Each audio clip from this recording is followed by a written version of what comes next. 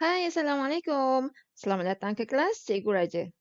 Baiklah, hari ini kita akan belajar tentang gerhana.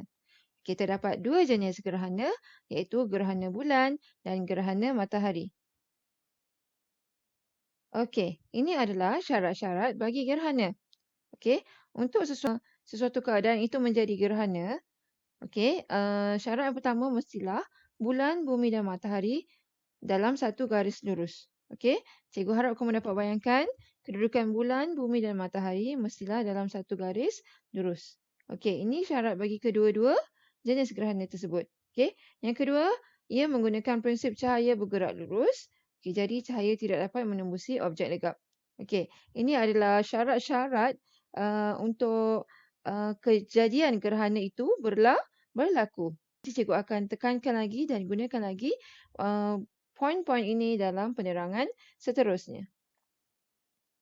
Alright, kita ke gerhana bulan terlebih dahulu. Okey, gerhana bulan. Okey, gerhana bulan berlaku di mana bumi berada di antara bulan dan matahari. Okey, cikgu dah cakap tadi, syarat pertama adalah bumi, bulan dan matahari mesti dalam satu garis lurus. Okey, tetapi untuk gerhana bulan, okey, dia bukan sahaja satu garis lurus tetapi bumi berada di antara bulan dan matahari. Okey, kita lihat gambar raja ini. Okey, bumi berada di antara bulan dan matahari. Okey, dan masih dalam satu garis lurus. Cikgu tulis di sini SEM. S untuk sun, E untuk earth, M untuk moon. Sun, earth dan moon. Okey, kita tengok sun, earth dan moon. Earth di tengah-tengah. Okey, jadi kalau kamu ingat Sam, kamu ingatlah gerhana bulan. Okey, ini adalah kedudukan. Yang pertama, kedudukannya bumi di antara bulan dan matahari. Okey, jadi bumi melindungi bulan daripada mendapat cahaya matahari. Oh, apa yang berlaku adalah kita kaitkan dengan poin kita yang kedua tadi, syarat kita yang kedua, okey, tentang cahaya bergerak lurus. Okey, dalam situasi ini, siapakah yang membekalkan cahaya? Ya, sudah tentulah matahari. Okey, matahari akan menyinarkan cahayanya dan menyinari bumi dan bulan. Okey, selalunya kita akan melihat bulan akan memantulkan cahaya daripada matahari ke bumi. Okey, dalam gerhana bulan, okey, di mana bulan ini tersembunyi di belakang bumi. Apabila bulan tersembunyi di belakang bumi, maka okey, bumi akan menghasilkan bayang-bayang dan bulan tidak mendapat cahaya matahari. Okey. Okey, akibatnya bayang-bayang bumi akan terbentuk di bulan.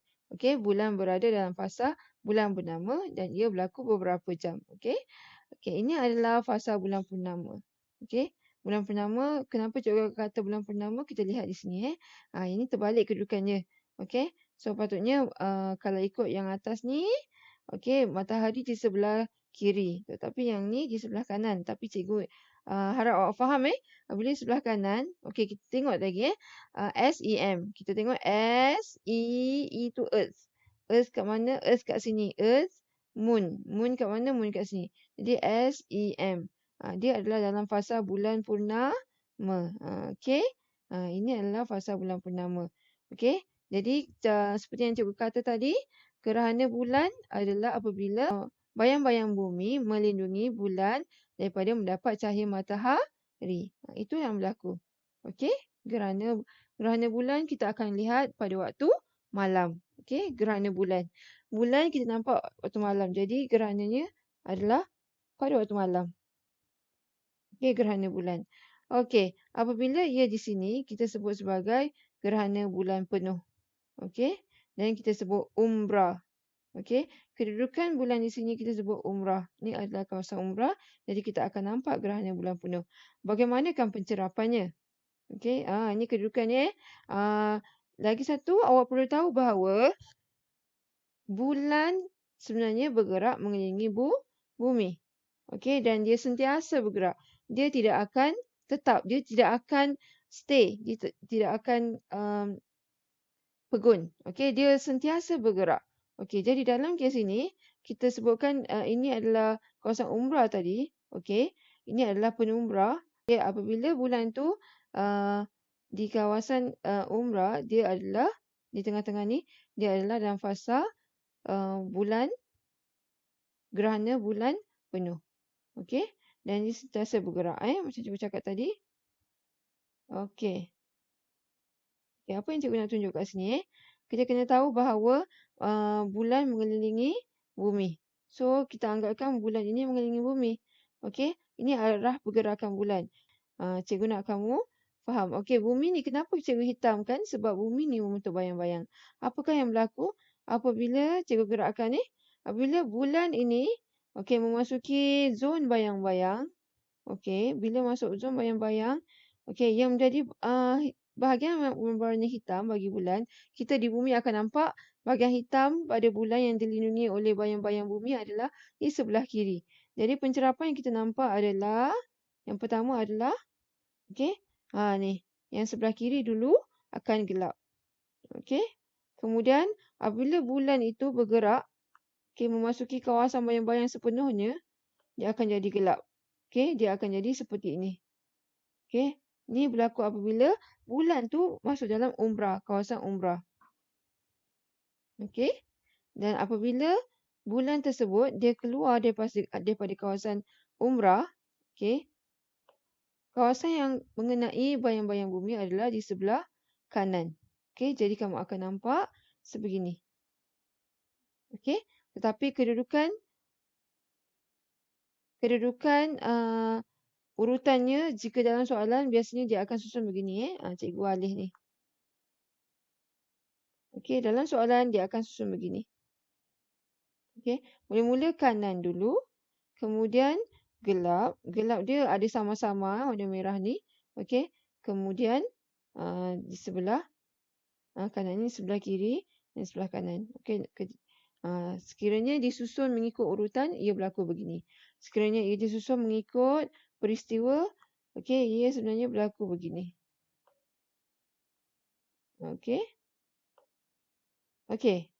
Yang kedua-dua ini kita sebut sebagai gerhana bulan separa.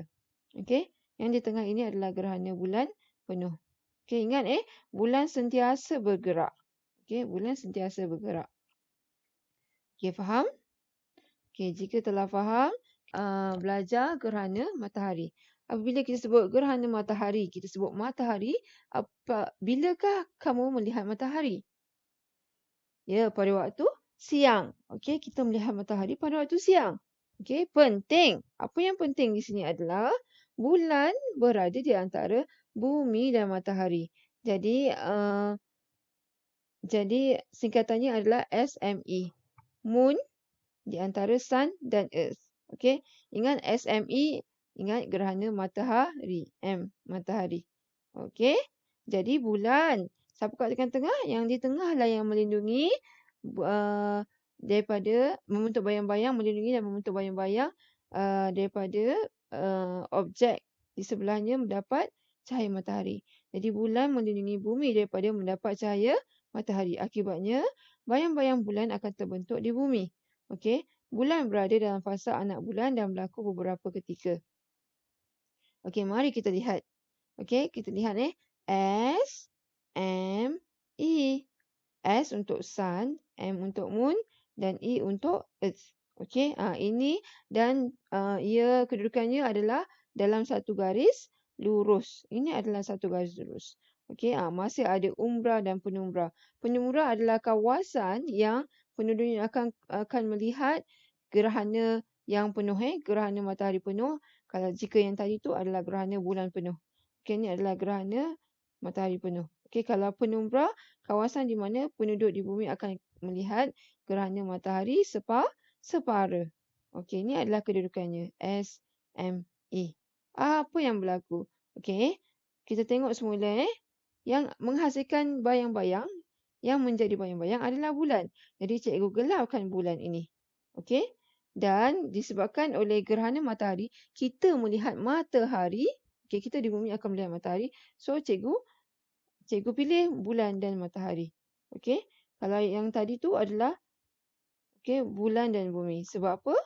Sebab kita melihat gerhana bulan dan bumi yang menjadi bayang-bayang. Untuk gerhana matahari, kita melihat matahari dan bulan yang menjadi bayang-bayang. Ingat siapa yang kat tengah-tengah, dia akan jadi bayang-bayang. Dan masih sama, arah pergerakan bulan sama. Okey? Dari arah kanan ke kiri. Okey. Okey, jadi apa yang berlaku? Awak perlu tahu konsep yang sama, bulan sentiasa bergerak. Okey? Dia tidak akan pegun. Bulan sentiasa bergerak. Jadi pada keadaan dia nak menuju ke arah, bulan nak menuju ke arah, pada kedudukan satu garis yang lurus, kita akan nampak matahari pencerapannya sebegini. Okey. Okey, apabila bulan ni memasuki kawasan satu garis lurus, dia hampir satu garis lurus, kita nampak matahari ni sebelah kanan ni akan tertutup. Okey, kita akan nampak sebegini. Yang pertama, matahari sebelah kanan tertutup. Ni maksudnya ni yang gelap ni adalah bulan nak tutup dia. Okey, kita sebut sebagai gerhana bulan separa. Okey. Seterusnya, apabila bulan tu dia menutupi matahari, dia akan bentuk sebegini. Okey. Sebegini kita sebut sebagai secincin ataupun corona. Okey. Okey, ini adalah bentuk gerhana matahari penuh. Okey. Dan apabila bulan itu bergerak, menjauhi daripada titik satu garis lurus antara kedudukan matahari, bulan dan bumi, maka matahari ini akan kelihatan sebegini. Sebelah kirinya akan tertutup. Begini sebelah kiri akan tertutup. Okey. Tetapi dalam soalan dia akan disusun begini. Nombor 1, nombor 2 dan nombor 3. Okey. 1, 2 dan 3. Okey, jika dalam urutan dia begini. Dalam proses peristiwa nombor 1, nombor 2, nombor 3. Okey. Ini kita panggil gerhana matahari separa. Gerhana matahari penuh. Okey? Okey, faham? Okey, soalannya. Seperti yang awak perasan tadi, awak perasan untuk gerhana matahari, ia berlaku dalam fasa anak bulan. Betul tak? Okey, cuba kita cek semula slide yang tadi. Fasa anak bulan. Okey, ingat untuk gerhana matahari. Okey, singkatan dia SME. Ingat matahari SME. Jadi S, M, ni moon. Moon. E ni Earth. SME. Okey. Jadi dia adalah fasa anak bulan. Okey. Dan ia berlaku, cikgu nak tekankan tempoh masa untuk gerhana matahari adalah singkat. Manakala tempoh masa untuk gerhana bulan lebih lama. Mengapa ia berlaku? Okey, ia berlaku disebabkan oleh, jika kita tengok di sini Okey. Tempoh masa untuk gerhana bulan, ini adalah gerhana bulan. Okey. Untuk gerhana bulan, tempoh masanya lebih lama kerana saiz bumi, iaitu yang membentuk bayang-bayang, lebih besar berbanding saiz bulan. Jadi bulan ni sepatutnya dia nak melalui kawasan bayang-bayang ini mengambil masa yang lebih panjang. Okey. Berbanding dengan, kita tengok yang ini pula. Okey, ini adalah bulan. Bulan yang membentuk bayang-bayang.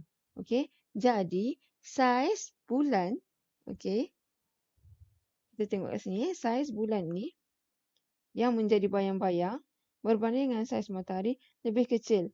Jadi ia akan menyebabkan tempoh masa bulan ini cross matahari adalah lebih singkat. Okey, berbanding yang tadi tu, sekejap ya, cikgu cari yang tadi tu.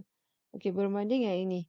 Tempoh masa bulan nak cross kawasan bayang-bayang bumi ini lama berbanding tempoh masa cahaya matahari ini terlindung oleh bulan ini. Okey. Sebab itulah untuk gerhana matahari dia mengambil masa lebih sekejap berbanding gerhana bulan. Okey. Okey, cikgu harap kelas cikgu ini dapat membantu kamu dalam memahami topik gerhana. Itu sahaja daripada cikgu. Sekian, terima kasih.